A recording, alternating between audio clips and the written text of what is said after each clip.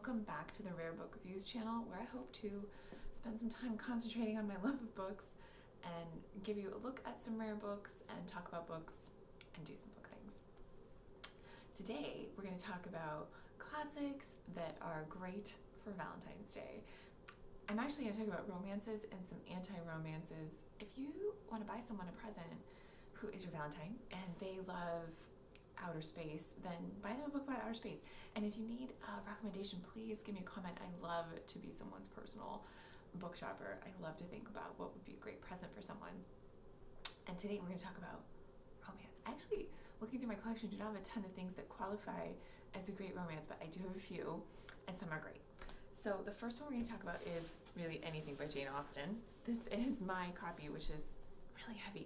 This is the folio edition of the complete works of Jane Austen, and I think that Pride and Prejudice is your go-to for Valentine's Day or for romance when you're in the mood. This is the copy. This one, Folio did several editions of Pride and Prejudice. This one is red. It's pretty. I mean, come on. It's got good illustrations. All of them do.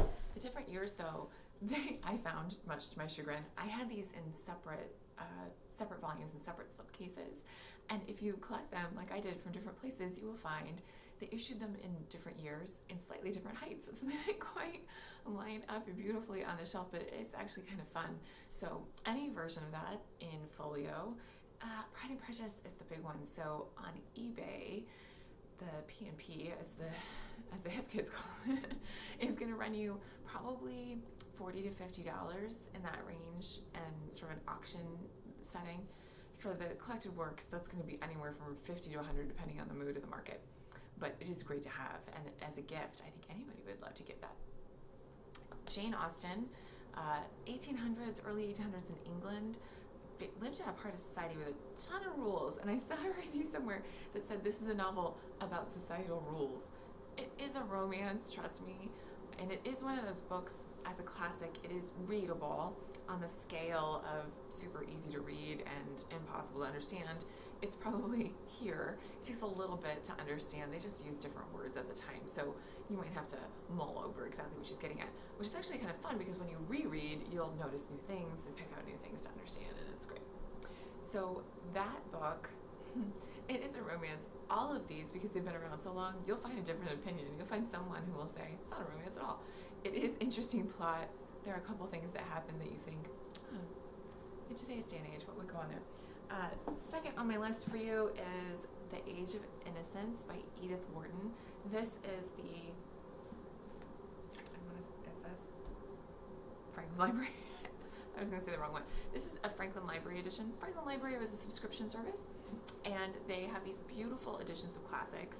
I really like them when you're going to read a classic rather than a paperback, which of this book is maybe going to run you $10 plus or minus on Amazon for a brand new crisp paperback copy, which would be totally fine, or you could listen to an audiobook. This one is going to be leather, feels good in your hands. It's got some gilt, it's got some, this is beautiful. Silk end papers sometimes. This one has marble, this is just paper printed. So they come in different levels of affordability, Franklin Library. This one is full leather, goes all the way across, and has the paper end papers and the silk bookmark, which is really great when you're reading a book. It's pretty good. I think that all of the Franklin Libraries and later Easton Presses, which is basically, let's be frank, same thing, leather-bound classic books, they're going to run you $20 plus or minus. Age of Innocence is a pretty popular book and very well known, highly regarded, so you might have some competition buying them, so it might be a little bit more. If you're lucky, it might be a little bit less, but they all come out to be about the same. Age of Innocence, 1920s in the United States. If you loved Downton Abbey or anything set in that time period, this is your American equivalent, and it's just, it's really good. This one, on the readability, it's maybe a little bit easier to read because I'm an American, but also if you're interested in kind of getting your feet wet in the classics end of the pool, there is a fantastic 1990s movie based on this novel, and it is very watchable, and it's a big blockbuster beautiful costumes. So if you want to maybe get familiar with the story before you read it, you'll have no problems, because if you get a little lost, you'll know the plot. You won't be adrift. So this one, I also love the language in it. I think it's super descriptive. There's a point where they describe in New York the row homes as chocolate bar looking, and I thought, yes, I know exactly what you were driving at. Great stuff. The third one I'm going to say is Withering Heights. This one is controversial. Some people say not a romance at all. I think it's a romance. Let me know what you think. This one is this is Eastern Press, so you can see very similar. It's leather. It's got a nice binding. It's got some gilts on the page edges. This one has a silk end paper. But to read a classic, I just think can't go wrong with a nice leather-bound book. And especially if the price difference, like I'm saying, it's not that big of a difference, so go for it. Okay, some people don't love Valentine's Day. Some people don't like romances. So if you want to buy a nice classic for one of those people that would be holiday appropriate, then here are my thoughts. I just got this and read it. Cranford by Elizabeth Gaskill. This copy is illustrated by Hugh Thompson, who I believe is famous because of our other friend, Pride and Prejudice. He illustrated this beautiful copy of Pride and Prejudice, and it has a peacock feather effect on the cover, and it is fancy and out of my price range. But this one, this one I found, and I have a video where I talked about the trip where I found this, so I'll put a link in the notes so that you can watch that if you want to see how I came across this guy. I enjoyed this book tremendously. It is similar to Pride and Prejudice, set in a small town in England, in the countryside where the wealthy live, but it is described in the beginning. They say the city of Cranford is like being in the Amazon because there are no men there. Or they all work during the day, or they're just away, and there's just no significant figures who are men.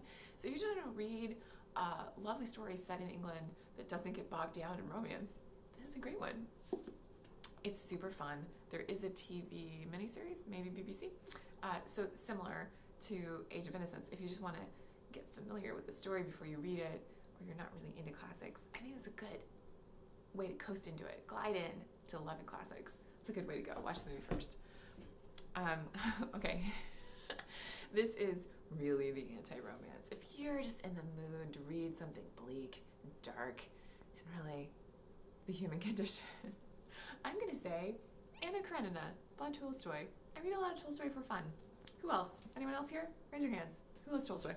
Okay, this is, again, I'm not sure. Is this Easton? This is Franklin Library. Okay, this is a fun, different version of Franklin Library. So I wanted to read Anna Karenina. I have actually read it before in a paperback and wanted to read a cool one. So I got this one from eBay, and I don't have in front of me how much it cost. But this one is going to be more affordable because it is one of those, it only has leather to here, and then this is sort of faux leather. So on your shelf, it looks like it's a beautiful leather book, and it is actually really pretty, but it's more affordable because the leather only goes to here. So that is a version of most of the Franklin Library books are available in this format, where it's just going to be slightly more affordable, a little bit less leather involved, but it's still a lovely copy. I think the illustrations are pretty great. There is a wonderful film from a few years ago that was very over the top, very blockbuster, very trying to win awards, and the costumes are beautiful, the acting is very good, but it is a weird interpretation. Do not start there. If you want to get familiar with the story, you're just better off reading a summary of the story. This is in my anti-romance stack because, Anna Karenina is not such a nice person or loyal, so she has some romance entanglements, and it does not end with a happy note. So this one, if you're looking to not think about happy Cupid flowers thoughts, and you just want to be in something kind of dismal, it's also really good because I think some of it is set in parts of Russia where it's going to be cold and snowy. So if you want to read something bleak and winter and just throw yourself into that, this is a good option. If you want to read something that is just not a romance and more of a happy time, go with Cranford. So those are my suggestions for Valentine's Day, to get into classics and be in the mood, whatever that mood might be. These I think are solid options. And like I said, if you're looking for just a gift for someone and you have a Valentine and you want to buy them a gift, give them something that they would just really love. but if you want to enjoy the season, these are my suggestions. If you enjoyed this video, please let me know. Drop me a comment. If you enjoy the videos in general, please subscribe. That will do me a big favor. And let me know what you're reading. Let me know what you're reading for Valentine's Day, or what you would give someone as a gift. And I hope that was great. I really appreciate you stopping by. Happy reading.